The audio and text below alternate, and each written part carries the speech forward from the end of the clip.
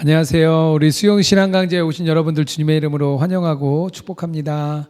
네, 날씨도 좋아지고 성경 읽기 딱 좋은 날씨다 이렇게 생각이 듭니다. 네, 성경 많이 읽으시면 좋을 것 같습니다. 오늘도 기도하고 오늘 수요 신앙강좌 시작하도록 하겠습니다. 우리 함께 기도하겠습니다. 사랑이 많으시고 은혜가 풍성하신 하나님, 주님의 은혜를 찬양합니다. 하나님, 저희가 주님의 말씀을 더 알고 싶고 주님을 더 가까이 더 친밀하게 동행하고 싶어서 오늘 이 자리에 왔습니다. 오늘 말씀을 듣다가 눈이 열리고 귀가 열리고 마음이 열려서 하나님을 바라보게 하여 주시옵소서. 하나님을 아는 지식으로 나의 마음이 가득 차서 정말 주님만 생각해도 기쁜 그런 마음으로 저희를 이끌어 주시옵소서. 오늘 특별히 여호수아 말씀을 통하여서 주님의 음성을 듣습니다. 여호수아서를 통하여서 우리에게 주시려는 말씀을 잘 깨달아 알게 하시고 정말 주님의 마음을 알아가는 귀한 시간 될 수 있도록 인도하여 주시옵소서.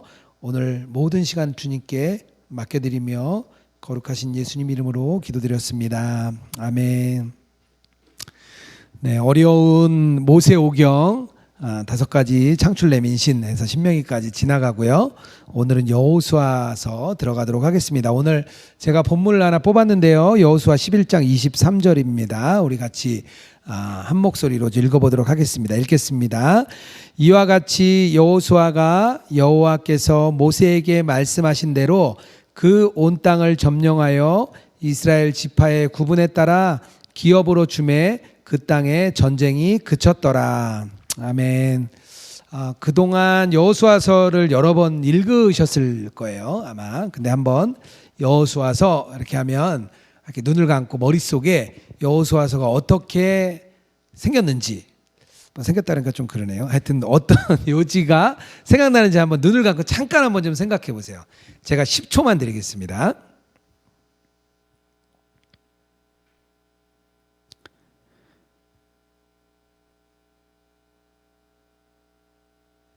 네, 만약 여호수아서의 이 내용이 파노라마처럼 내 머릿속에 싹 이렇게 지나가시면 그동안 성경을 읽어 나가시면서 잘 이렇게 연구를 하시고 공부도 하신 것 같습니다. 이렇게 전체 구조를 이렇게 파악하는 게 되게 중요해요. 어떻게 서론, 본론, 결론이 있겠죠. 어떻게 있는지 전체를 좀 파악하고 구조를 파악해 놓으면 왜 좋으냐면요, 핵심 주제가 명확하게 드러납니다. 왜? 서론에서 뭘 얘기하려고 했는지, 본론에서는 어떤 내용이 있었는지, 결론에서는 뭐가 있었는지 이렇게 딱 핵심 주제가 쫙 드러납니다. 그러면 그때 어떤 일이 생기냐면요, 한 권 한 개 열리는 거예요. 이렇게 막 열렸다는 표현이 맞을 것 같아요. 요한계시록을 읽었는데 요한계시록이 내 머릿속에 확 들어왔다. 그러면 열린 거예요. 창세기부터 신명기까지 왔는데 신명기를 들었는데 이런 거였구나 하면서 이게 확 열리면요, 어떤 일이 생기냐면 막 그 뜨거움이 막 일어나요. 막 너무 기쁘고 하나님을 알아가는 것이 즐겁고 막 이런 일이 일어납니다. 근데 읽었는데 모르겠어 막 이러면 사실 힘도 안 나고 좀 재미도 없습니다. 그래서 항상 좀 무작정 읽어 나가시기보다는, 물론 읽으면 또 하나님이 깨닫게 하시죠. 하지만 좀 이런 내용들을 잘 파악하시면 좋습니다. 2000년 넘게 성경 연구가 계속되고 있습니다. 연구 자료가 많아요. 스스로 수학 공식을 만들 필요 없습니다. 막 읽고 막 파악하실 필요 없어요. 이미 나와져 있으니까 그거를 잘 분석해 나가면 되겠습니다. 조금씩 뭐 다르게 될 수도 있죠. 성경 전체의 주제를 우리가 알아야죠. 일단 전체 주제, 하나님이 전하고자 하는 그 십자가의 복음, 그걸 알아야죠. 신약에 대한 이야기, 또 구약, 이거에 대한 주제들, 대주제들을 우리가 좀 알아야 됩니다. 그리고 나면요, 각 권마다의 주제들을 하나하나 이제 보게 될 겁니다. 저랑 같이 쭉 가시면서 아마 뭐 아모스서, 하박국서, 뭐 스바냐서 이런 것들, 스가랴서 뭐 잘 안 읽던 것들 같이 이제 읽으면서 이게 막 눈이 확 열릴 텐데요. 그런 과정들을 겪어가야 성경을 제대로 알 수가 있습니다. 전체를 알고 신구약 알고 각 권을 알고 그 다음에 사실은 깊이 들어가야 되는데요.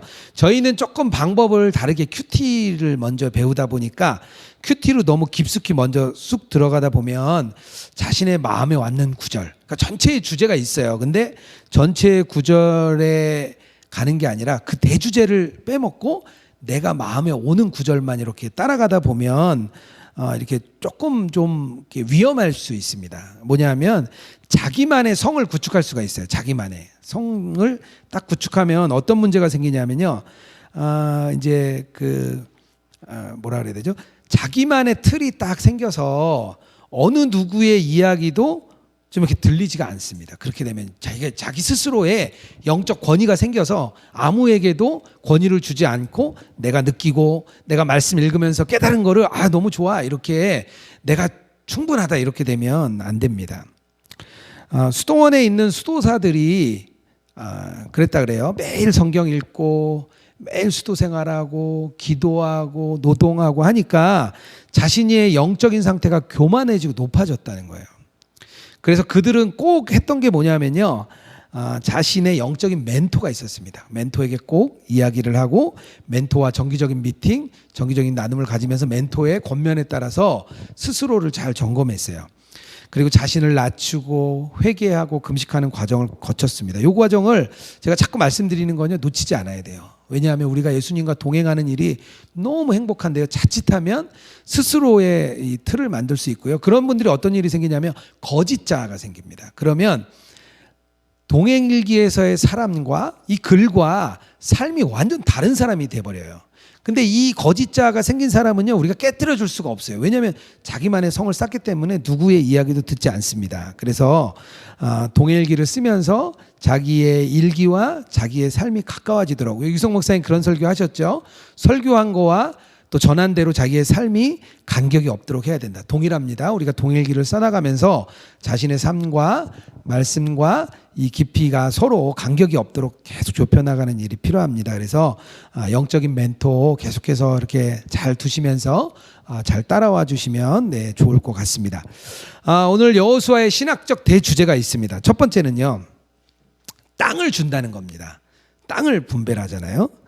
하나님께서 아브라함과 이삭과 야곱에게 약속하신 그 땅을 주시는 것, 그 약속을 지키시는 거죠. 이게 굉장히 중요합니다. 하나님께서 이스라엘 백성에게 이 가나안 땅을 준비하시고 이 가나안 땅을 주시는 것은요, 그들이 뭐가 잘해서가 아닙니다. 본인이 약속한 것을 신실하게 지키시는 겁니다. 여호수아서 1장 1절이에요. 1절에서 2절입니다. 여호와의 종 모세가 죽은 후에 여호와께서 모세의 수종자 눈의 아들 여호수아에게 말씀하여 이르시되 내 종 모세가 죽었으니 이제 너는 내 이 모든 백성과 더불어 일어나 이 요단을 건너 내가 그들 곧 이스라엘 자손에게 주는 그 땅으로 가라. 이렇게 얘기합니다. 6절에요. 강하고 담대하라. 너는 내가 그들의 조상에게 맹세하여 그들에게 주리라 한 땅을 이 백성에게 차지하게 하리라.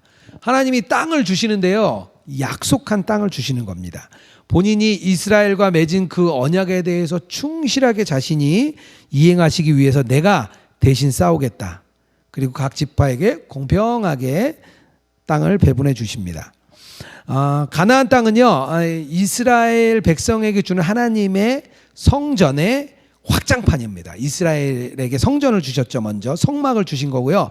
이 가나안 땅은 이 성막의 확장판이에요. 그러면 어떻게 해야 되죠?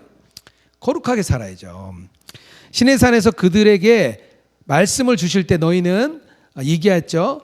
제사장 나라가 돼서 각 나라와 백성을 위해서 그런 제사장 나라가 되어야 된다 하고 기대를 했습니다. 그리고 하나님이 그 약속을 신실하게 지키시기 위해서 이 땅을 주신 겁니다.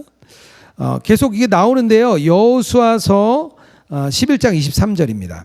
여호와께서 모세에게 말씀하신 대로 그 온 땅을 점령하여 이스라엘 지파의 구분에 따라 기업으로 주매 그 땅의 전쟁이 그쳤더라. 이렇게 나오고 있습니다. 여호수아서 21장 43절인데요. 이스라엘의 조상들에게 맹세하사 주리라 한 온 땅을 이와 같이 이스라엘에게 다 주셨으므로 계속 나오죠. 네. 약속을 하신 것을 주시는 겁니다. 그것이 핵심이에요. 자기가 이스라엘하고 약속을 충실하게 하기 위해서 주었다는 거죠. 그리고 이 여호수아서가 역사라 그랬잖아요. 역사서가 시작되잖아요. 역사로 직접 보여주시는 겁니다. 그리고 창세기 그 여호수아 24장에 가면요, 마지막에 장사 지내는 이야기가 세 가지가 나와요. 누구누구 장사를 지내냐면요, 여호수아의 장사를 지냅니다. 그리고 요셉의 뼈의 장사를 지내요. 요셉이 출애굽할 때 유언을 하죠. 내 뼈를 가지고 나가서 그 땅에 묻어달라, 이렇게 요셉이 유언을 했습니다. 그래서 그 가지고 온 요셉의 뼈를 장사합니다. 그리고 대제사장인 엘리야살, 이제 아론이 죽고 그 다음 엘리야살의 그 대제사장도 이렇게 장사를 지냅니다. 뭐 여호수아서 24장에 조금 나와요. 이 왜 장사를 지냈을까 모르면 뭐 읽을 수 있죠. 여호수아가 110세에 죽었더라 그랬습니다. 그러니까 여호수아 참 오래 살았다. 그 모세와 아론 거쳐 다음 세대도 이제 죽는구나. 여호수아도 죽고 뭐 엘리야사도 죽고 우리도 다 죽어. 뭐 이렇게 우리가 큐티를 묵상을 할 수 있는 거죠. 죽음을 보고 우리가 이렇게 묵상을 할 수 있습니다. 그런데요, 이 내용의 사실 핵심은 뭐냐면요, 가나안 땅에 그들이 묻혔다는 거예요. 광야가 아니라 가나안 땅에 묻혔다는 겁니다. 만약에 하나님께서 그 땅을 주시지 않았다면 1세대 백성들처럼 이 광야에서 묻혔을 거예요, 매장지가. 그런데 그들이 어디에 묻히냐? 가나안 땅에 묻힙니다. 약속의 땅인 가나안을 주셨기 때문에 그곳에 묻힐 수 있습니다. 이것은 바로 약속의 실현을 이 장사 지내는 것을 통해서 보여주시는 겁니다. 요셉은 죽을 때 하나님이 우리에게 가나안 땅을 주실 거야, 이것을 벌써 믿음으로 취했어요, 요셉이. 그리고 내 뼈를 그 땅에 묻어줘, 이렇게 이야기했습니다. 요셉은요, 미리 믿음으로 고백을 한 것이죠. 왜냐하면 하나님의 약속을 믿었기 때문입니다. 이게 벌써요 3500년, 3400년 전 사건이에요. 이게 뭐 우리에게 무엇이 중요할까요? 이미 예전에 그때 그 사건이 지금 나와 무슨 의미가 있냐 이거죠. 옛날에 그 땅, 그래요, 그 땅 알겠는데 그 땅은 또 중간에 잊어버렸잖아요. 그 땅이 무슨 의미가 있는 거죠. 하지만 여호수아의 주제가 그 땅을 준다는 거잖아요. 이 땅은 바로 구원을 말합니다. 우리에게 하나님이 우리에게 약속하신 그 구원, 그 땅, 요한계시록에 가면 새하늘 새 땅, 그것을 우리에게 주시겠다는 겁니다. 그 땅의 상징이요, 바로 영원한 구원, 천국을 말하고 있는 것입니다. 아마 이때 당시 잘 몰랐을 것 같아요. 왜냐하면 구약에 있는 분들은 예수님 시대, 신약 시대를 몰랐잖아요. 그러니까 이게 어떻게 쫙 이어졌는지 몰랐을 것 같아요. 하지만 저희는 구약도 알고 신약도 알고 예수의 복음도 알고 요한계시록에 새하늘 새 땅이 온다는 것도 알잖아요. 그러니까 우리는 그 땅이, 구원이 우리에게 이루어진다는 것입니다. 요셉이 믿었죠. 우리도 뭘 믿죠?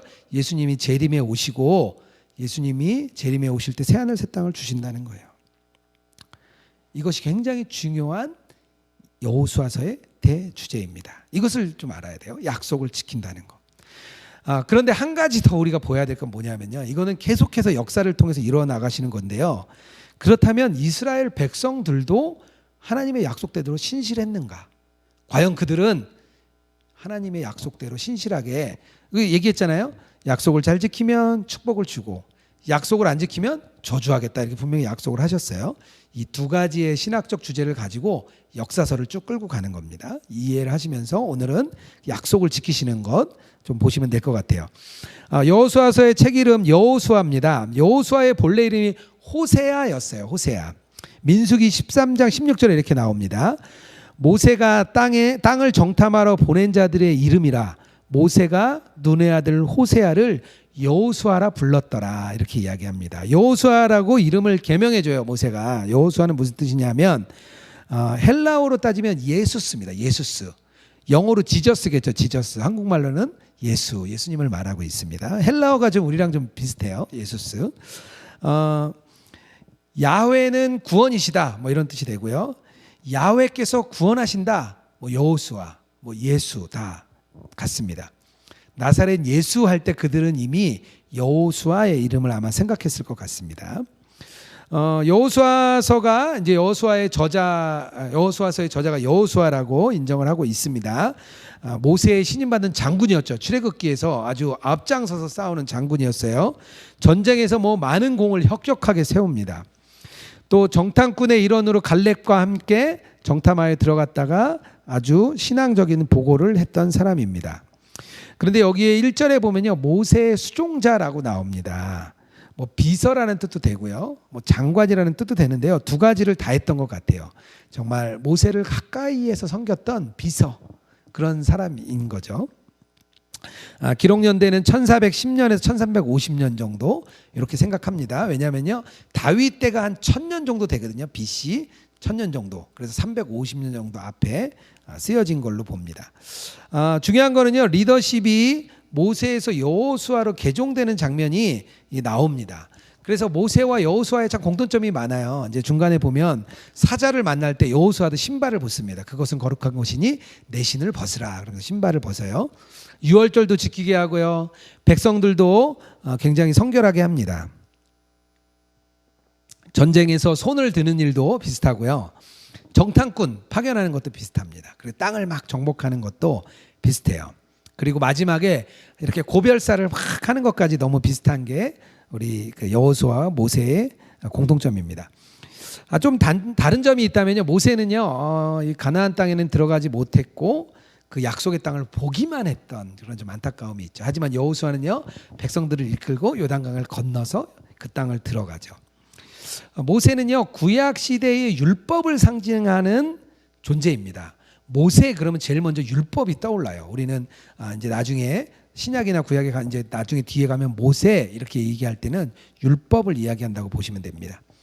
여호수아는요, 장차 오실 예수 그리스도를 예표합니다. 그래서 하나님께서 모세를 통해서 이름을 바꿔주시는 거죠. 율법은요, 궁극적으로 우리에게 구원을 주지는 못합니다. 왜냐하면 우리가 지키지 못하거든요. 단 우리는 예수 그리스도, 여호수아를 통해서 함께 요단강을 건너는 그런 구원을 우리에게 가져옵니다. 두 명이 건너간다 그랬죠. 이방인 출신의 갈렙과 여호수아가 함께 건너므로 인해서 이 구원에는 유대인과 이방인이 모두 들어간다는 것을 신학적인 예표로서 보여주기도 합니다. 자, 본문의 구조를 한번 좀 보도록 하겠습니다. 본문의 구조는요, 크게 세 개로 나눌 수 있어요. 먼저 땅을 정복합니다. 앞에 땅을 정복하고요, 그 다음에는 땅을 이렇게 분배를 쫙 해줘요. 그리고 세 번째는 땅의 미래에 대해서 이렇게 설명을 해줍니다. 땅을 정복할 때요, 어떤 일이 있냐면요, 먼저 여호수아의 취임식이 나와요. 여호수아가 1장에서 취임식을 합니다. 그리고 2장에서 5장까지는 요단강 도하를 합니다. 요단강을 도하를 해요. 드디어 요단강을 건넙니다. 그리고요, 가나안의 중부 전투, 6장에서 8장까지는 가나안의 중부 전투를 합니다. 그리고요, 9장부터 10장까지는 남부 전투를 해요. 그리고 다시 11장에서 15장까지는 북부로 올라갑니다. 북부 전투가 이루어지는 것이 땅을 정복하는 전체적인 주제들입니다. 취임식하고요, 요단강을 건너요, 중부 전투, 남부 전투, 그리고 북부 전투. 마치 우리 6.25 때 인천 상륙 작전을 그렇게 했다 그래요. 가운데로 들어와서 가운데 부분을 점령하고 밑으로 내려가서 남부를 수복하고 위로 올라갑니다. 좀 비슷하다 생각하시면 땅을 정복하는 과정을 좀 더 이해하기 쉬울 것 같아요. 한 7년 정도의 전쟁을 하게 됩니다. 그리고 땅을 분배할 때요, 드디어 이제 결산을 해요. 전투를 쫙 결산합니다. 우리가 누구도 이겼고 누구도 이겼고 누구도 이겼고 막 결산을 해요. 그리고 지파별로 땅을 쫙 분배해 줍니다. 13장부터 21장까지 아주 지루하게 막 그냥 땅을 막 계속, 우리는 뭐 그 땅이 없다 보니까, 내 땅도 하나도 없으니까 도대체 관심이 없죠. 근데 이 이스라엘 사람들은 아주 지대한 관심입니다. 내 땅이 도대체 언제 나오나. 만약에 우리 부모님이 우리에게 유산을 주는데, 우리 형제들이 많아요. 먼 친척이 갑자기 유산을 준다 그래서 모였는데 한 100명 모였어요. 1번부터 100명까지 땅 이름을 막 불러줘요. 그럼 어떻게 할까요? 우리가 귀를 기울이겠죠. 내 이름이 언제 나올까? 내 땅은 어딜까? 그 약간 비슷한 그런 생각이라고 보시면 될 것 같습니다. 그리고 땅의 미래는요, 고별 설교를 합니다. 그러면서 다시 한번 언약을 갱신해요. 이게 22장부터 24장까지 땅의 미래 이렇게 나오게 됩니다. PPT를 한번 좀 보여주시면요, 제가 조금 설명하고 들어가면 여호수아서 이해가 좀 쉬울 것 같습니다. 이게 팔레스타인 지역이에요. 아래쪽이 사해 지역이고요, 위쪽이 쭉 요단강을 따라 올라가서 상부에 갈릴리가 있습니다. 왼쪽이 지중해인데요, 밑에 쪽이죠. 왼쪽 지중해가 있는데 이렇게 지중해로부터 바닷가는 조금 이렇게 평평한 땅이고요. 가운데 이 사해와 갈릴리 사이에 쭉 흐르는 요단강이 있잖아요. 그쪽은 다 이렇게 험한 지형입니다. 그리고 거기를 넘어가면 그런 이렇게 약간 사막지대에 가까운. 그래서 그곳에서는 이렇게 양치고 그런 일이 좀 적합한 곳입니다. 그리고 평야는 다 이 지중해 땅 이쪽에 쭉 근교에서 있습니다. 팔레스타인 지역이 이렇게 생겼다는 거 좀 아시면 좋습니다. 한 장 넘겨주시면은요. 제가 분도 출판사에서 나온 성경 역사 지도 이 책에서 스캔한 건데 잘 안 보이시죠? 잘 안 보이지만 아래쪽에 사해가 있고요. 중간 위쪽에 그 갈릴리 호수가 있습니다. 그리고 요단강이 쭉 있는데요. 가운데서 요단강을 딱 건너갑니다. 요단강을 건너가서 이제 그 초록색이 그 반기드온 연합이에요. 반대파 남부 지방이 이렇게 들어옵니다. 그래서 빨간색이 이제 그 우리 이스라엘 군대예요. 그래서 가운데로 들어가서 아래로 내려가서 전쟁을 치르고요. 위로 올라갑니다. 고맙게 또 다 모여줘요. 위로 또 모여줍니다. 남색에 그러니까 파란색이 이제 북부 연합군들입니다. 북부 연합군들이 고맙게 또 모여줍니다. 그래서 가서 딱 이렇게 전쟁을 치르는 그런 전체 그림 좀 생각하시면 좀 좋으실 것 같고요.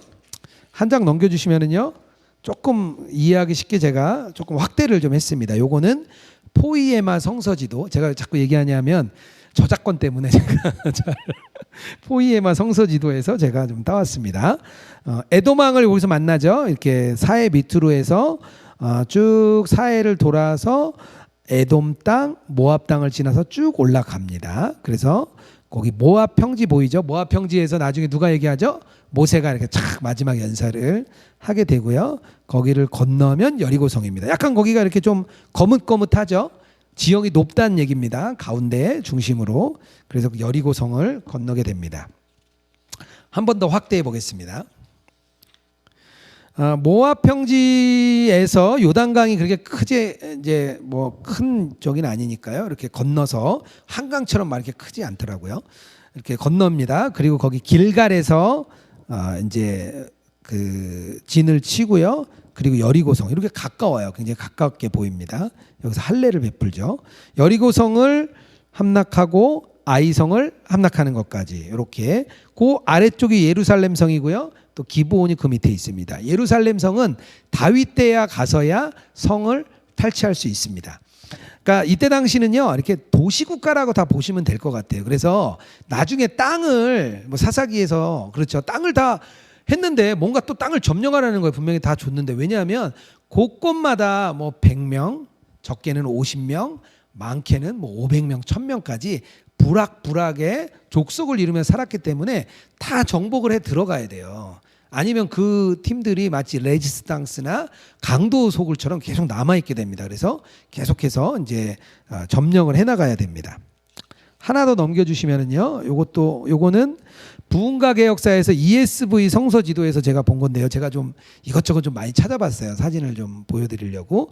요게 여리고성 예상도라고 합니다. 여리고성이 굉장히 튼튼하고 상업의 중심지였고 또 이렇게 성이 높았다 그래요. 그리고 밑에부터 위에까지는 거의 그 절벽 위에 있었기 때문에 지금 여기는 좀 그런데요. 절벽 위에 있었기 때문에 굉장히 이렇게 그 점령하기가 어려운. 그래서 아마 이스라엘 백성들이 와서 빙글빙글 돌아도 크게 염려를 하지 않았을 것 같아요. 이렇게 그냥 생겼다. 뭐 그 정도만 봐도 될 것 같습니다. 한 장 더 넘겨주세요. 기브온 전투입니다. 기브온 족속이 이제 그 화친을 하죠. 그래서 이제 이따가 좀 설명을 좀 드리겠지만 기브온 땅이 굉장히 요충지였어요. 그런데 요충지를 뺏기고 나니까 남부 지역에서 이제 걱정이 된 거죠. 그래서 이렇게 쳐들어 올라옵니다. 그래서 파란색이 이제 쳐들어 올라오고 이제 벳호른까지 달려가면서 추격하는 거 뭐 이런 이야기가 있고요.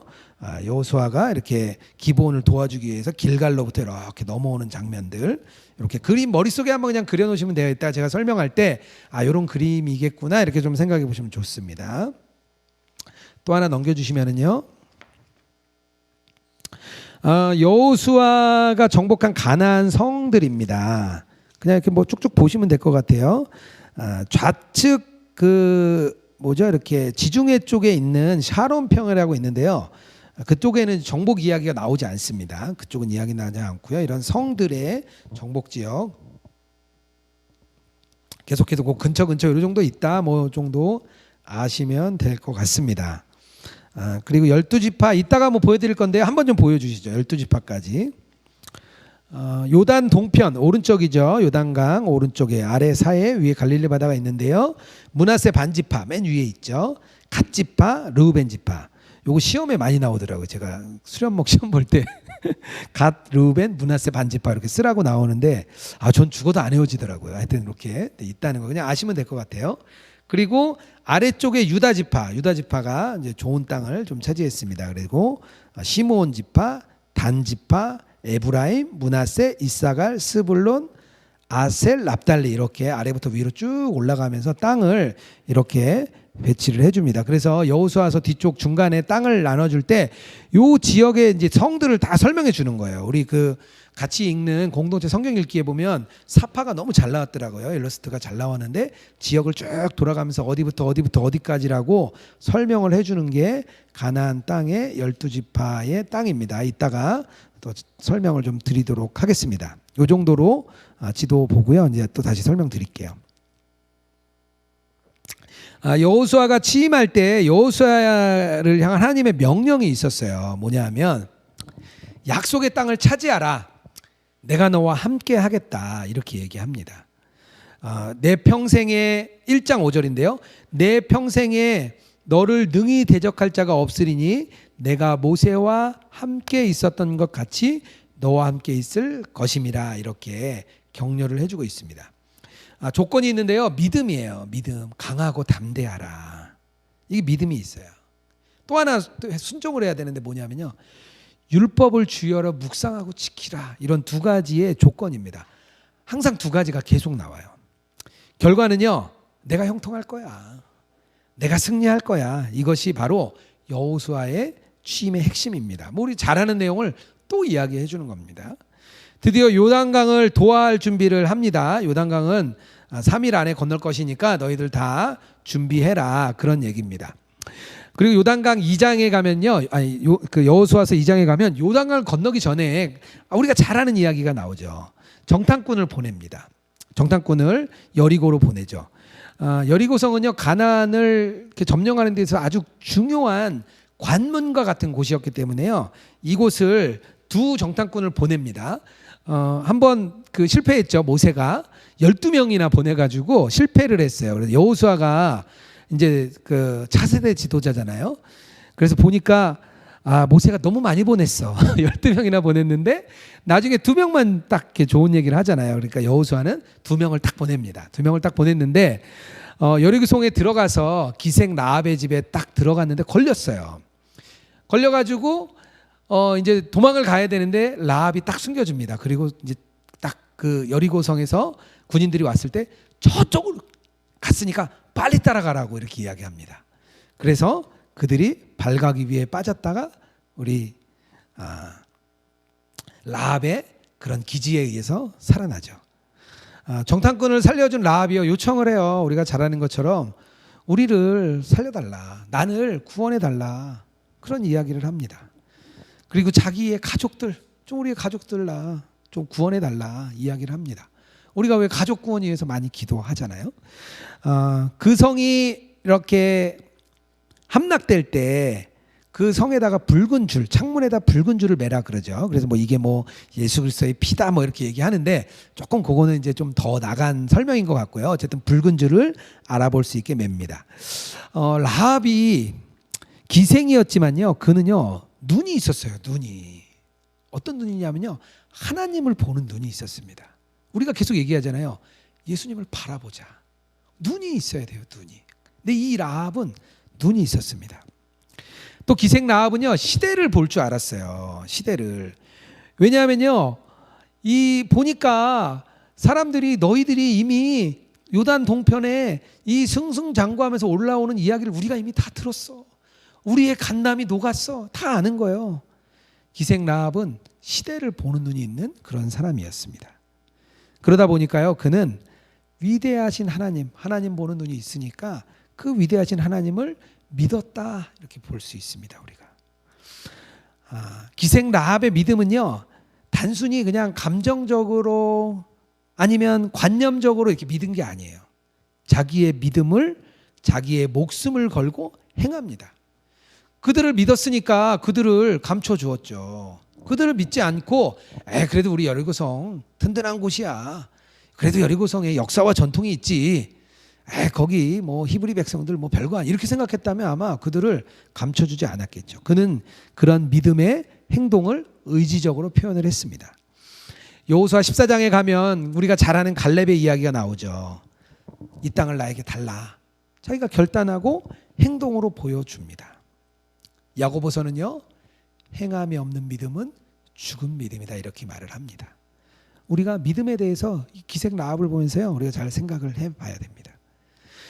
정탐꾼을 보내고 다시 그들이 돌아온 다음에 드디어 요단강을 건넙니다.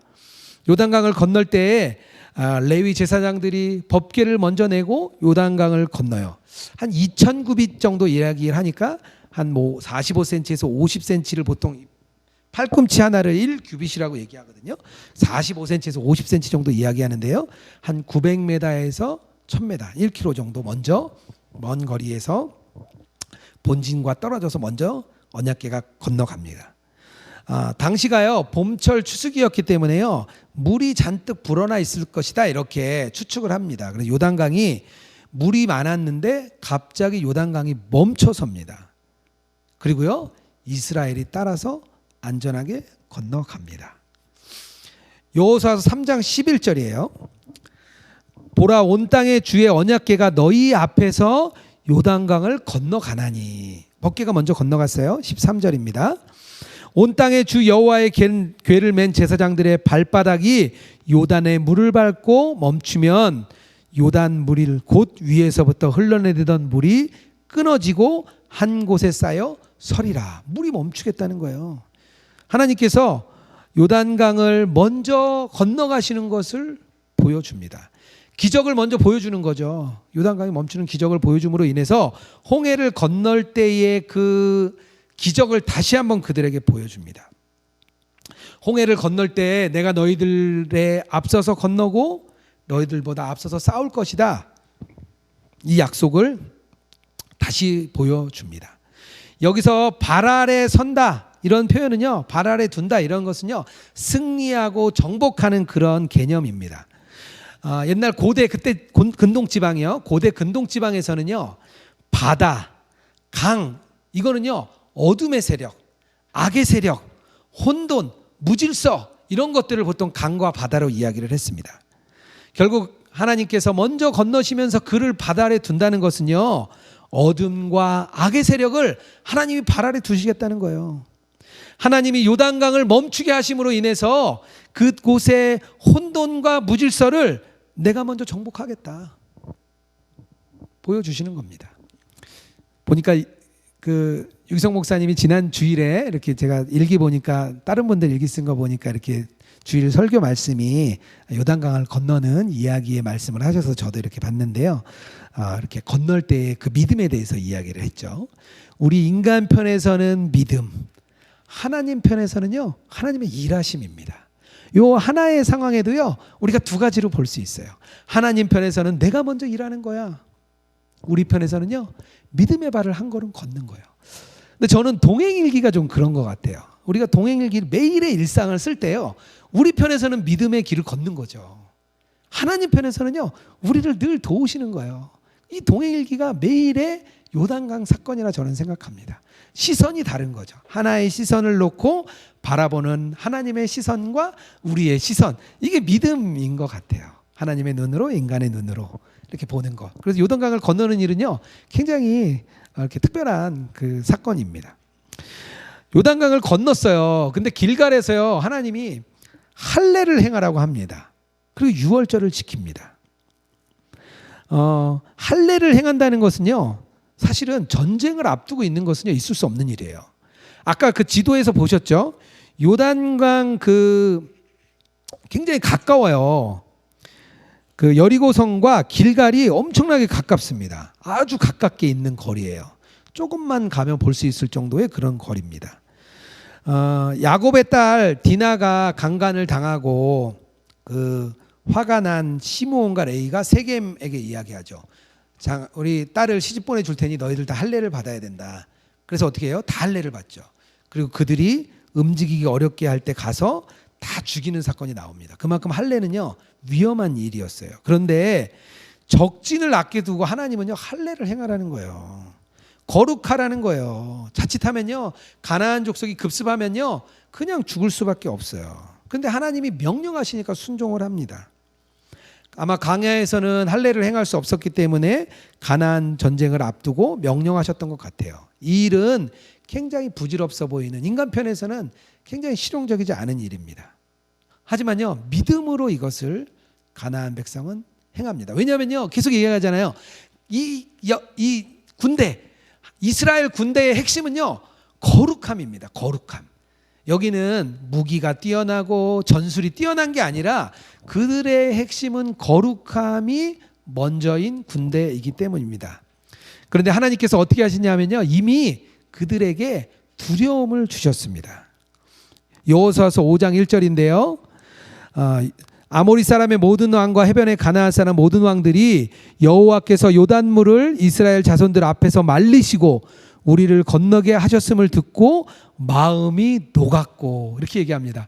강 건넌 거 보고요 이미 두려움에 가득 차서요 감이 오지도 못했어요. 그들의 마음은 그랬다는 거예요. 하나님께서 이미 그렇게 만들어 놓으셨습니다. 그리고 여리고성에서 유월절을 드디어 지킵니다. 그곳에서 처음으로 그 땅의 소산을 먹습니다. 그리고 나서요 만나가 그치게 됩니다. 그 땅의 양식을 먹고 만나가 그치는 일인 거죠. 할례는 신약에서의 어떻게 보면 세례를 이야기합니다. 우리가 세례를 이야기하고요. 유월절은요 우리의 성찬을 이야기합니다. 우리는 세례와 성찬을 통해서 하나님의 구원의 길로 들어서서 함께 주님과 동행하는 것이죠. 믿음으로 행하는 것, 이거 굉장히 중요하다고 나오고 있습니다.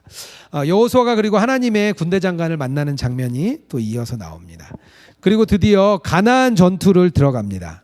중부, 남부, 북부 전투 이렇게 들어가죠. 제일 먼저 여리고성 함락을 하기 위해 중부 전투를 들어갑니다. 6장부터 8장까지인데요. 7일간 여리고성을 돌고 7번째 날에는 나팔과 함께 여리고성을 함락시킵니다. 이것도 뭐 다양한 해석이 있어요.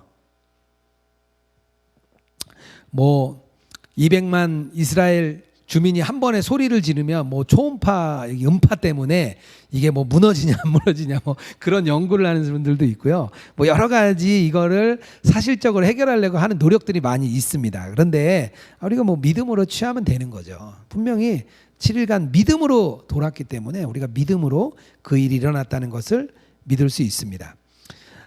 이해가 되지 않아요. 이해가 되지 않지만 여리고성을 돌고 무너지는 일이 믿음으로 순종할 때 이루어지는 일입니다. 왜냐하면 이스라엘 군대의 핵심은요 거룩과 순종입니다. 전술과 전략과 그 군대의 무기가 아닙니다. 거룩과 순종. 아까 얘기했잖아요. 처음에 우리 여호수아가 취임식 할 때 얘기하잖아요. 거룩하라. 두 번째는요 말씀을 지켜 행하라. 두 가지 이야기를 하는 겁니다. 계속 반복해서 이야기를 해주고 있어요. 그리고 구원받는 라합, 믿음으로 라합이 구원을 받습니다.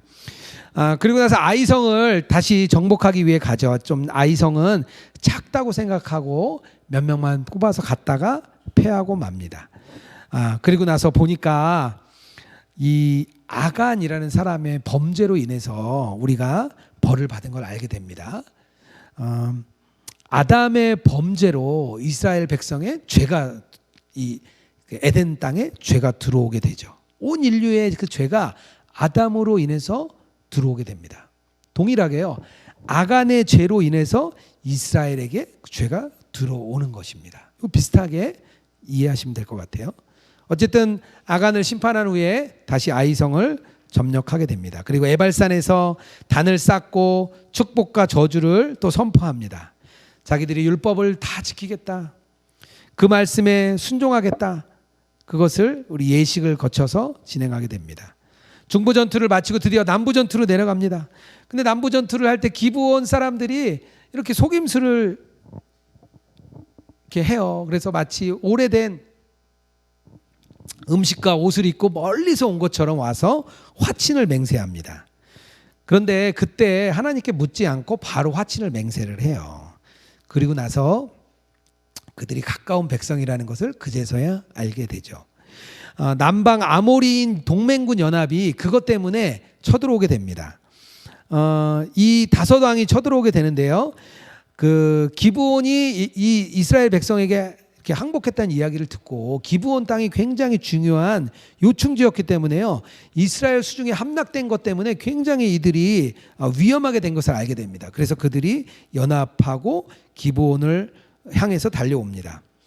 그래서 기브온을 이제 탈취하려고 가니까요, 이제 기브온이 이제 동맹을 맺었잖아요. 이스라엘에게 싸워달라고 요청을 합니다. 그래서 이스라엘이 옵니다. 그래서 그때 싸움에 그 유명한 해와 달이 멈추는 여호수아의 사건, 하나님께서 이스라엘을 함께 도우셔서 해와 달이 멈추고 이스라엘이 대승리를 거뒀습니다. 또 이것 때문에요, 또 어떤 분들은 뭐 그런 저도 이제 뭐 봤는데요, 뭐 나사에서 뭘 조사했더니 이게 뭐 하루 몇 시간이 비더라 막 그러는데요, 그 뭐 다 이렇게 검증 안 된 얘기라고 이렇게 다 나왔어요. 그러니까 뭐 해와 달이 멈춰서 실제적으로 맞냐 안 맞냐 이런 걸로 세상 사람들 이렇게 많이 변증하려고 해도 안 돼요. 그런 걸로 되지 않습니다. 이런 믿음으로 취하면 되는 거예요. 믿음으로 취하면 되는 일이고요. 그걸 가지고 믿음이 들어가는 거 아니에요.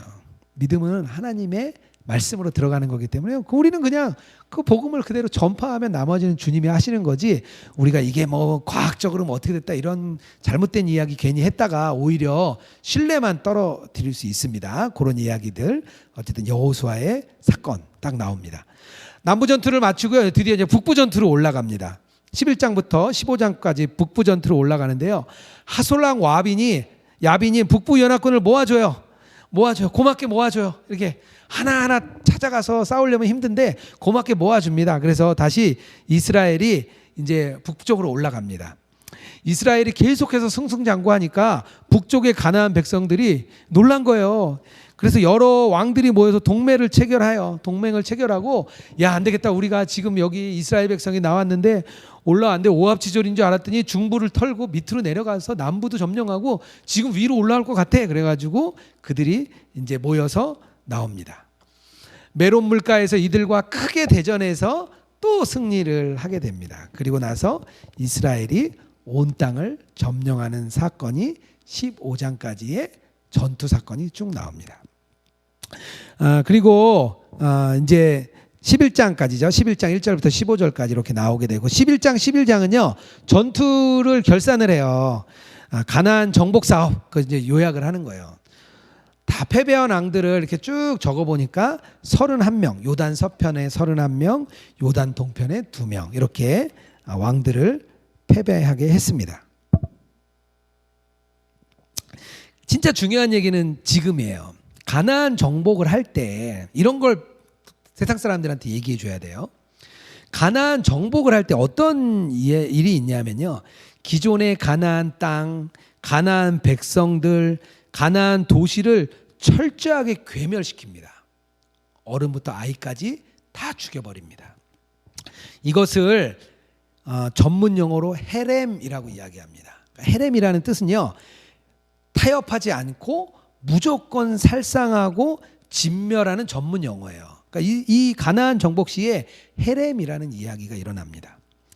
세상 사람들이 이것을 들으면요 그렇게 얘기를 해요. 아니, 그거 좀 너무하는 거 아니냐. 아무리 그래도 거기 어린아이도 있고 다 그럴 텐데 그거 다 죽이면 그거 너무 심한 거 아니에요? 그거 뭐 사랑의 종교라더니 그거 그래도 되는 거예요? 이런 질문을 오히려 할 수 있다는 거죠. 여리고성을 정복할 때 헤렘을 실시합니다. 여리고성을 완전 진멸하죠. 아이성도 헤렘을 합니다. 그리고 많은 전쟁에서 계속 사륙하고 진멸했다, 이런 이야기들이 많이 나오고 있습니다. 헤렘은요 영적인 전쟁의 상징입니다. 영적인 전쟁의 상징이에요. 가나안 땅은 죄악과 우상 숭배가 만연한 곳이었습니다. 그리고 그들의 악이 하늘에 닿았다, 이렇게 표현을 합니다. 그들은요 이 사탄의 지상 세력을 표현해 주고 있습니다. 마지막에 신약에 가면 이 땅을 심판할 때요 마치 가나안 땅에 죄악과 그곳에 악이 만연하여서 하나님이 어쩔 수 없이 심판할 수밖에 없는 상황, 그런 상황으로 들어가게 되는 겁니다. 만약에 이 헤렘을 하지 않을 경우에는요, 가나안 원주민들이 그들을 유혹해서 그들을 죄를 범하게 할 거라고 말씀하셨습니다. 결국에는 이 헤렘의 실시는요, 신학적인 정화 작업이다. 신앙적인 정화 작업, 신학적 정화 작업이라고 보면 될 것 같습니다. 가나안 땅은요, 아까 말씀드렸잖아요, 성전의 확장, 성막의 확장인 땅이 가나안 땅이에요. 그곳은 거룩한 곳이기 때문에 악을 진멸하는 것입니다. 근데 뭐 전면적인 헤렘은 일어나지는 않았습니다. 사실 계속해서 가나안 원주민들과 뒤섞여 살면서 이 타락하는 역사가 일어나죠. 그렇다면 그 과거의 그 역사를 지금 오늘 우리는 어떻게 해석하고 어떻게 적용할 것인가? 이것은 우리의 숙제입니다. 십자군 전쟁 때 헤렘 정신을 가지고요, 이스라엘이 그 이제 십자군의 유럽 군인들이 이 여리고성이 예루살렘을 정복하기 위해 다시 오죠. 그때 전형적인 헤렘 살상을 합니다. 예루살렘을 정복했을 때 그곳에 있는 많은 사람들을 다 죽입니다. 아이부터 어른까지 다 죽이고요. 심지어 유대인들의 그 회당을 불을 질러서 뭐 수천 명을 죽입니다. 마녀 재판 때 많은 중세 시대에 많은 그리스도인들을 죽였습니다. 청교도들이 인디안들을 많이 몰살시켰어요.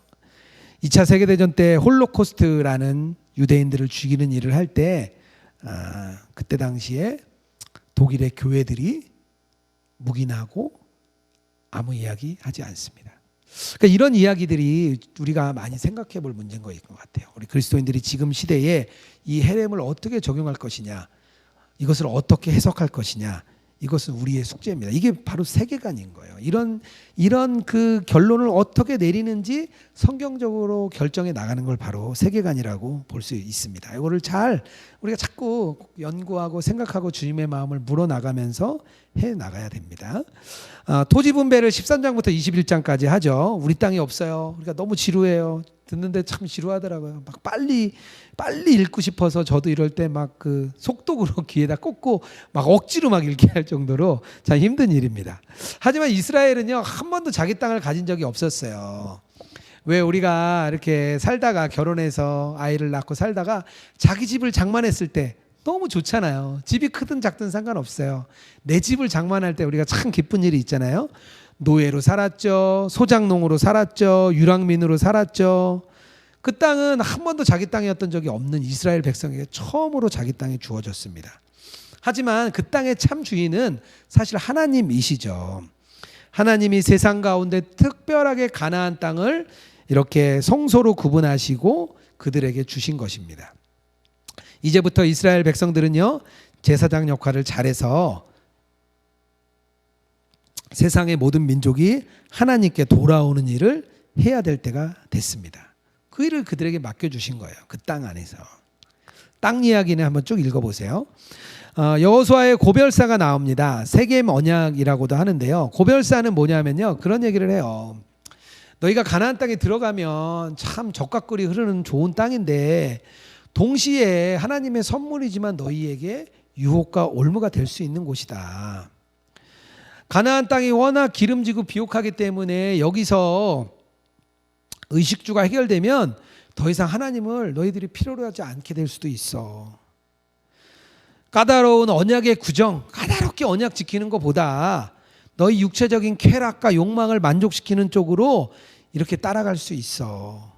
이런 이야기들을 계속합니다. 그러면서 막 간곡하게 부탁을 해요. 가나안 원주민들을 조심하고 절대 이방인들과 결혼하지 마. 그렇게 이야기를 합니다. 그리고 아직 정복되지 않은 가나안 땅이 많기 때문에 장차 이스라엘에게 위협도 되고 유혹도 될 것을 이 마지막 여호수아는 그것을 알았어요. 과연 이스라엘이 어떤 길을 선택할 것인가? 이것은 여호수아에게 큰 염려였습니다. 그래서 계속해서 이야기하는 거예요. 그래서 다시 한번 그 세겜이라는 지역에서 언약을 다시 한번 재갱신합니다. 24장에요. 다시 갱신을 해요. 모압 평지에서 모압 언약 갱신했잖아요. 다시 이곳에서 마지막에 전쟁이 다 끝나고, 전쟁이 시작하기 전에 모압 땅에서 모압 언약을 갱신했고, 다시 다 끝나고 세겜 땅에서 하나님만 섬기고 하나님만 따르겠다는 갱신을 또 한 번 해줍니다. 세겜 땅은요, 역사적으로 굉장히 가치가 있는 땅이었어요. 아브라함이 그곳에서, 하란에서 이곳에 와서 처음으로 제사를 드렸던 곳이기도 합니다. 야곱도 이곳에서 제사를 드렸던 그런 땅입니다. 세겜 땅에서 다시 한번 약속을 갱신합니다. 여호수아서에 보면 계속 가는 곳마다 기념비를 세워요. 강을 건너기 전에, 강을 건너고, 전쟁이 끝나고 계속해서 기념비를 계속해서 세우는 거예요. 왜 세우냐면요, 물어본다는 거예요. 자녀들이 엄마 아빠 이거 뭐예요? 이렇게 물어본다는 거예요. 그때 이것은 하나님이 우리에게 은혜를 주시고 우리를 지키셨다는 약속이다. 너희들 하나님이 우리를 지키셨다는 거 기억해라. 이게 바로 계속해서 기념비를 쌓는 이유입니다. 지금은요, 사실 그때보다 더 복잡해요. 지금 시대는요, 그때보다 더 유혹이 많아요. 세상이 어떻게 돌아갈지 도대체 모르겠어요. 코로나 이후에 세상이, 이 경제가 어떻게 될지, 정치가 어떻게 될지 우리는 모르겠어요. 우리의 문화가 도대체 어떻게까지 가게 될지 모르겠어요. 제가 요즘 그 자동차, 이렇게 전기차 나오는 거 이렇게 막 보고 있는데요. 굉장하더라고요. 이 발전상이 뭐 엄청나더라고요. 그런데 묻는다는 거예요. 도대체 어떻게 될지 모르게 자녀들이 엄마 아빠 우리는 어떻게 될 것 같아요? 이렇게 물어볼 때 우리가 아는 것은 이 기념비, 하나님 우리를 지키셨어. 하나님 우리를 인도하셨어. 하나님이 여기까지 우리를 지키셨기 때문에 우리를 인도하실 거야. 그렇게 이야기한다는 거예요. 그것은 과거의 3,400년 전이나 오늘이나 동일합니다.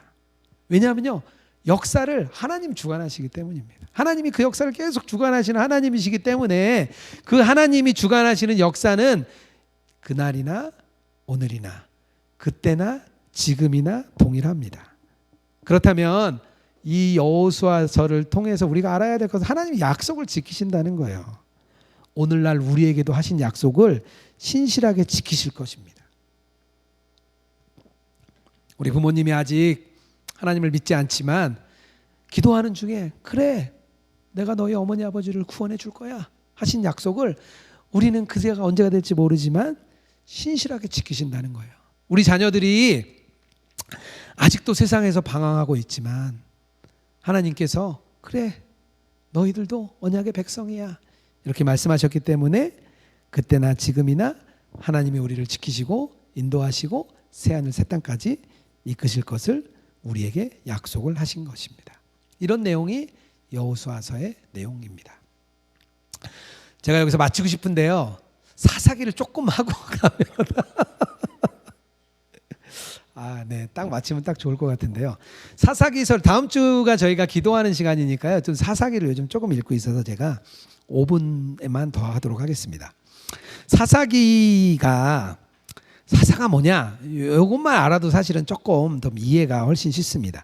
사사는요, 히브리어로 쇼페팀이라는 뜻이에요. 쇼페팀 뭐냐면요, 재판관이라는 뜻입니다. 모세가 재판을 했어요. 재판을 막 하는데 장인 이드로가 와서 야, 그거 언제 아침부터 저녁까지는 어떻게 하니? 10부장, 50부장, 100부장, 1000부장 세워서 그들이 판단하게 해라. 그래서 직제를 개편하죠. 그런 재판관을 이야기합니다. 지도자죠. 중간 지도자들. 재판하는 사람들이에요. 하지만 통치권도 있고요. 선지자 같은 선지자권도 그들에게 있었어요. 마치 왕이 전시가 되면 장군이 되기도 하고 평상시에는 재판을 해요. 왜 솔로몬의 재판 생각나시죠? 왕이 재판을 했어요. 그러니까 이제 그런 역할들을 했다고 보시면 됩니다. 사실 이때 당시의 지도 체제는요, 민주주의, 우리가 알죠? 시민이 주인인 거죠. 그때 당시는 신주주의였어요. 신주주의 뭐냐? 하나님이신 신이 정치하는 신주주의. 굉장히 수준 높은 정치입니다. 왕은 없어요. 재판장만 있는 거예요. 물론 나오죠. 그때 당시에 왕이 없었나니. 근데 그 왕은요, 실제적으로 이야기하자면 그 나중에 생긴 사무엘이나 다윗의 왕을 이야기하지 않습니다. 왜냐하면요, 그 왕이 될 수도 있죠. 하지만 왕이 있어도 타락한 건 똑같았어요. 여기서 왕은 사실은 하나님이라고 봐야 됩니다. 내가 너희의 백성 되고 나는 너희의 하나님 되겠다. 이게 왕이 되겠다는 거거든요. 너희는 백성, 나는 왕. 하나님이 왕으로 섬기시는 거예요. 하나님이 직접 통치하시는데 사사를 활용하셔서 정치를 하시는 겁니다. 그래서 어떻게 보면 인간 관계에서는 높고 낮음 없이 봉사하는 정치, 하나님이 왕이시고 너희들끼리는 재판을 잘해주는 그런 정치입니다. 그런데 문제는 백성이 수준이 낮으면요 아무것도 할 수가 없어요. 민주주의를 하고 싶어도요 백성이 그 개념이 없으면 안 되는 거잖아요.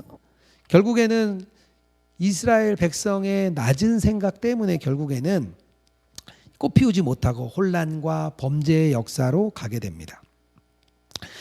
기록은요 아마 이스라엘 왕이 들어서기 전까지 사울이 1050년에 등극하기 때문에요 한 350년 정도의 역사를 이야기합니다. 사사시대의 시대적 상황이 있었어요. 뭐냐면요 이스라엘 땅은 그때 이스라엘이 들어갔던 가나안 땅은요 그때 당시에 청동기 문화에서 철기 문화로 넘어가던 시대였습니다. 그리고 기원전 12세기에 가면 블레셋이라는 땅이 거의 철기 문화를 가지고 있어요. 그래서 나중에 블레셋하고 싸울 때 계속 어려움이 처해요. 왜냐하면 나중에 보면요 이스라엘은요 무기도 없어요. 뭐 나중에 나오잖아요. 요나단하고 무기 드는 자 칼 2자루 있었다고. 그러니까 뭐 곡괭이 들고 뭐 그런 거 들고 나온 거예요. 근데 블레셋은 전차가 있었다니까요. 6.25 때처럼 마치 우리는 소총 들고 오는데 북한에서 탱크 들고 막 내려온 것처럼 전차가 있었어요. 그만큼 좀 이스라엘보다는 군사적인 우위에 처해 있었습니다. 얘기했죠. 오직 이스라엘 군대는 거룩과 순종 외에는 실질적으로 싸우면 지는 거예요.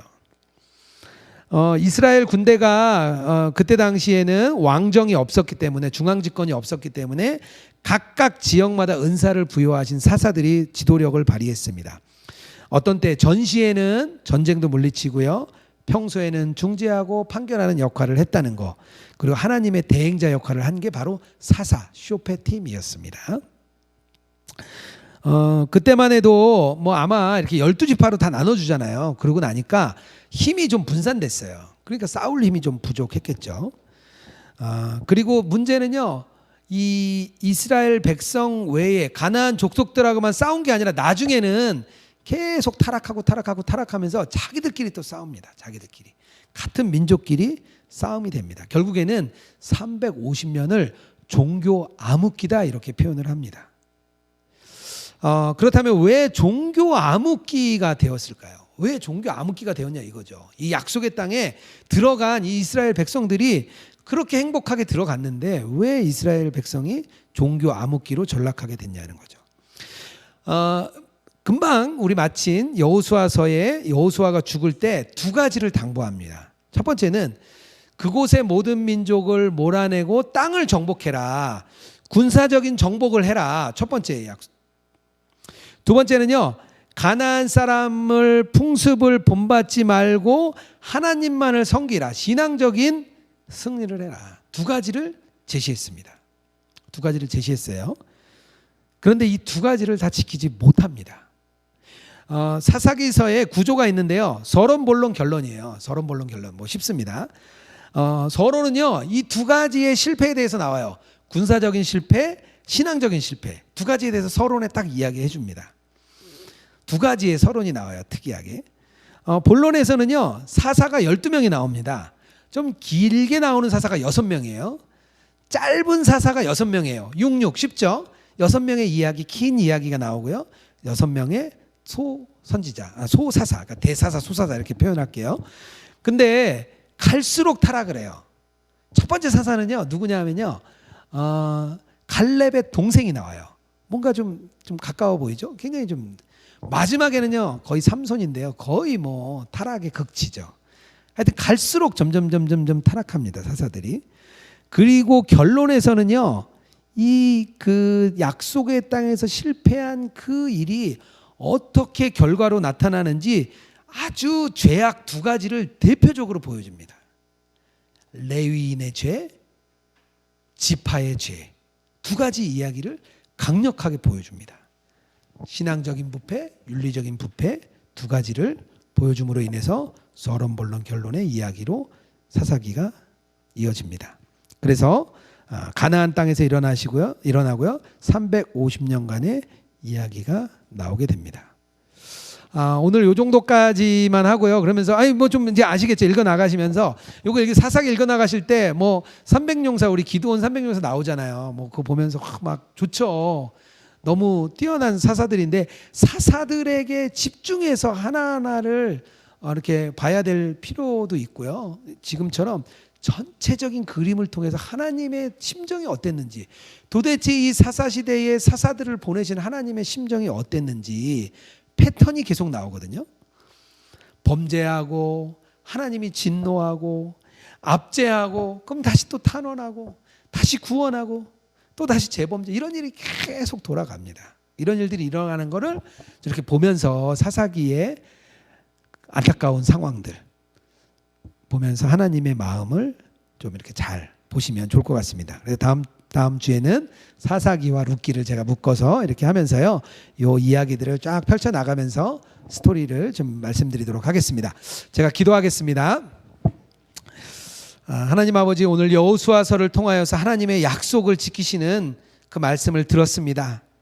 가나안 땅이 곧 우리에게 구원이요 마지막 하나님 나라임을 우리 오늘도 깨달았습니다.